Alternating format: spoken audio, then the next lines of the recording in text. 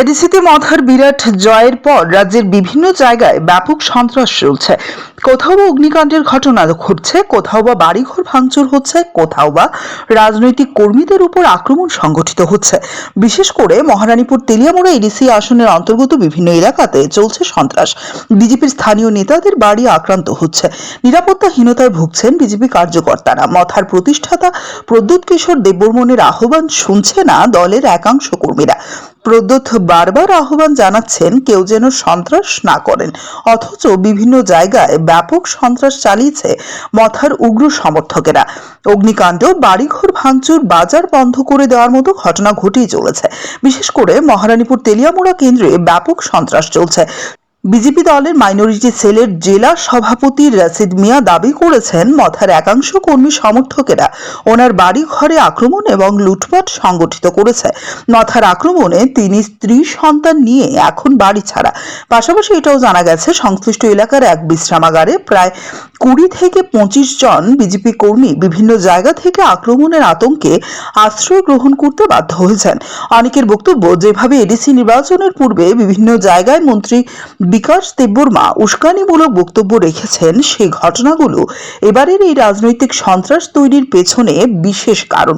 তবে শুধু তেলিয়ামুড়া মহারানীপুরই নয়, গোটা এলাকায় রাজনৈতিক সন্ত্রাস বন্ধ করার জন্য প্রশাসন কার্যকরী ভূমিকা গ্রহণ করুক, এই দাবি জোরালো হয়েছে। তেলিয়ামুড়া মহারানীপুর কেন্দ্রের তুইমধু এলাকাতে বিজেপি দলের পার্টি অফিস ভেঙে গুড়িয়ে দেওয়া হয়েছে।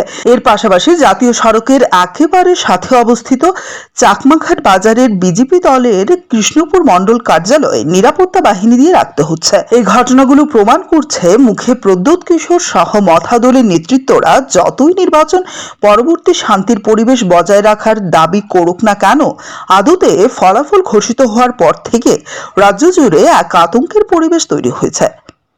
ঘটনা বলতে আমরা এডিসি নির্বাচন গেছে, কালকে ফল ঘোষণা হয়েছে, তা হার জিত তো থাকে। তো এডিসিতে আমার বাড়ি এডিসিতে 11 মহারানী তেলিয়ামুড়া কেন্দ্র, বুথ নাম্বার হচ্ছে 26। তা আমি একজন এডিসির বাসিন্দা, সংখ্যালঘু, কিন্তু BJP party, CPM, Congress, Motha, Tripura Motha যার যার চয়েসে করে, কিন্তু আমি তো কারো ক্ষতি করছি না, কারো বহাবাদ্য করছি না রাজনীতি নিয়ে। হ্যাঁ, আমি বিজেপিকে সাপোর্ট করি, ঠিক আছে। তা আমার সাথে তো বিজেপি আরও জনজাতি ভাইরা অনেকজন বিজেপি করে, আমার গ্রামে করে, কিন্তু তাদের কিচ্ছু ক্ষয়ক্ষতি হয়নি। শুধু ক্ষতি হয়েছে আমি সংখ্যালঘু দেখে, আমার বাড়িঘর, আমার পুকুরের মাছ, আরও বিভিন্ন আমার ঘরের আসবাবপত্র অনেক চুরি হয়েছে। তো এখন আমরা বাড়িতে ঘুমাইতে পারি না, আমার বউ বাচ্চা সব এখন বাড়ি ছাড়া।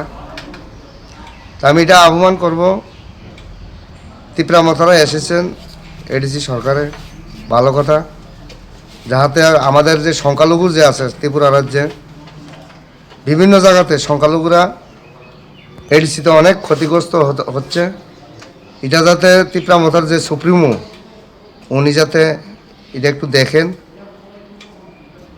আর আমার যে ক্ষয়ক্ষতি হয়েছেন, যাতে রাজ্য সরকার আছেন, প্রশাসন আছেন, যাহাতে আমার ক্ষয়ক্ষতির একটু ব্যবস্থা করে। আমি তো এখন ঘুমানোর কিচ্ছু নাই আমার ঘরে, বউ বাচ্চা লইয়ে কই যাবো এখন, আমি এটাই চিন্তা করতেছি। এখন আপনি আশ্রয় করে নিয়েছেন? এখন আশ্রয় ওই তো আমাদের শিবিরে, এই রেস্ট হাউসে জারিলংপাড়া। এখানে কতজন আছেন? এখানে আছে আরও 20-25 জনের মতো আছে, তারাও বাড়ি ছাড়া। করতে করতেছে তো তারা হয়তো আশ্রাম বাড়ি, নমনজয়, বিভিন্ন জায়গার, মঙ্গিয়া কামি, চাম্পলায়, বিভিন্ন সবাই বিজেপি সমর্থক। বিজেপি সমর্থক।